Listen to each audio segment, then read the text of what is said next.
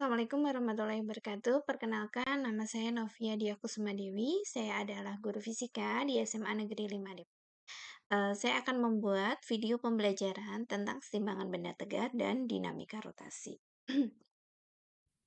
Nah, di sini kita lihat ini adalah pintu. Nah, kenapa engsel pintu itu ditaruh di pinggir, tidak di tengah? Untuk membahasnya, kita lihat pembahasan berikut ya. Sebelum kita bahas, saya akan menyampaikan apa KIKD dari keseimbangan benda tegar dan dinamika rotasi. Untuk KD-nya, KD poin 3.1, yang pertama adalah menerapkan konsep torsi, momen inersia, titik berat, momentum sudut pada benda tegar, baik statis maupun dinamis dalam kehidupan sehari-hari. Untuk KD 4.1 adalah membuat karya yang menerapkan pada konsep titik berat dan keseimbangan benda tegar. Indikator pembelajarannya yang pertama adalah peserta didik dapat memahami konsep torsi atau momen gaya. Yang kedua adalah konsep momen inersia. Yang ketiga adalah konsep titik berat. Yang keempat adalah konsep momentum sudut. Yang kelima adalah keseimbangan benda tegar. Dan kemudian yang terakhir, siswa dapat menentukan titik berat dari suatu benda. Itu nanti untuk praktek ya, kegiatan keterampilannya. Baik, nah di sini adalah contoh, di sini ada ini ya, apa tuh namanya, skrup, kemudian bagaimana kita memutar skrup, itu adalah proses dari momen gaya itu sendiri. Nah, ini ada Momen gaya atau torsi momen gaya. adalah besaran yang menyatakan gaya yang bekerja pada benda sehingga membuat benda itu berputar. Contohnya pada penggaris ini yang bertumpu pada tangan kiri aku dan tangan kanan aku memberikan gaya sehingga penggarisnya berotasi. Nilai torsi di sini dirumuskan dengan torsi tau sama dengan lengan gaya R dikali gaya F. Nah, jadi torsi merupakan hasil perkalian antara lengan gaya dan gayanya. Itu ya. Kemudian kita lanjutkan videonya. Contoh aplikasi torsi adalah pada jungkat-jungkit seperti ini. Kedua anak di sini berada pada jarak berbeda dari titik tumpu, namun bisa tetap setimbang. Kenapa begitu? Hal ini karena momen gayanya sama.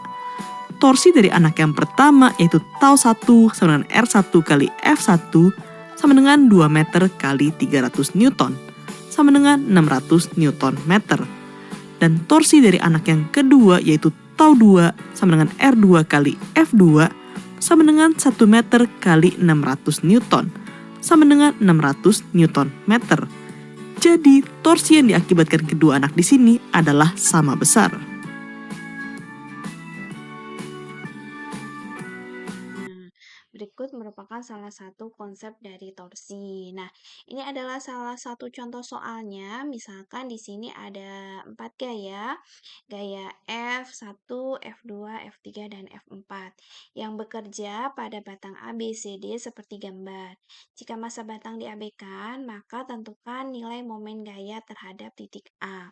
Berarti di sini ada berapa buah torsi? Ada tau di A, tau di B, tau di C, kemudian tau di D. Tau di A kenapa sama dengan 0? Karena di sini adalah gaya kalikan lengan gaya. Konsep torsi awalnya seperti itu.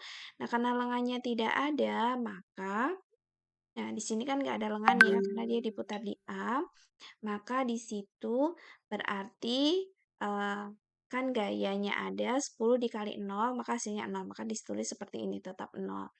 Kemudian yang kedua, B.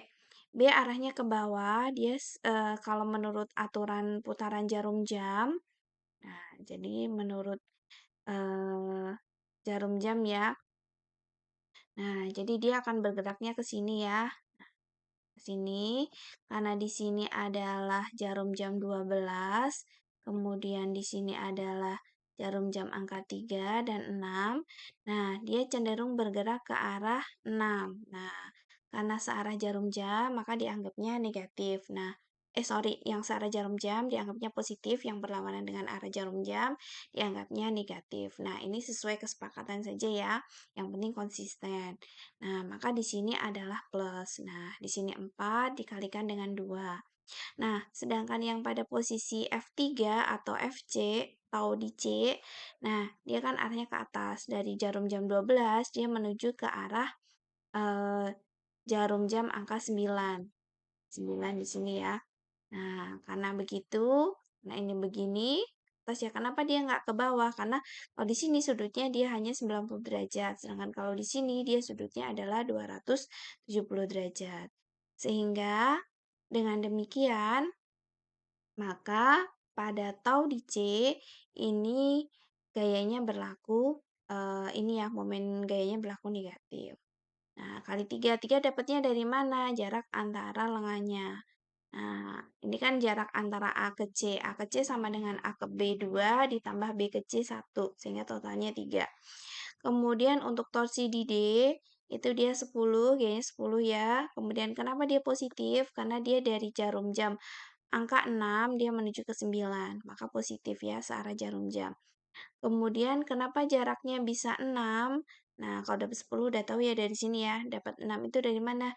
Dari sini sampai sini 2, tambah sini 1, tambah sini 3. Totalnya adalah 6. Begitu ya. Demikian penjelasan singkat tentang momen gaya. Ibu harap bermanfaat. Assalamualaikum warahmatullahi wabarakatuh.